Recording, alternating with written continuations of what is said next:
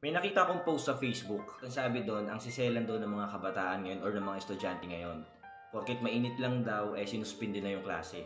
Walang-wala daw sa mga batang 90s na pinapalabas pa daw at pinapatayo sa init ng araw bilang parusa.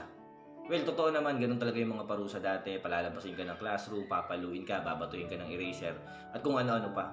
Pero maling-mali na ikumpara mo yung init ngayon sa init noon. Dati pwede ka pang maglaro sa labas kahit tanghaling tapat. Dati pwede ka pang maglaro sa labas kahit nakayapak.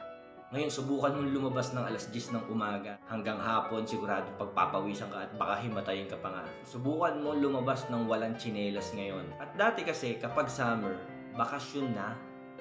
Kaya hindi na kailangang isuspindi yung klase kasi wala naman na talagang pasok pag tag-init.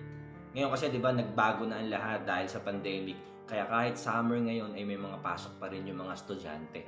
Hindi ko na makita yung post, siguro nakakuha siya doon ng maraming bad reaction dahil mali nga naman yung sinabi niya. Mali na ikinumpara niya yung panahon ngayon sa panahon dati.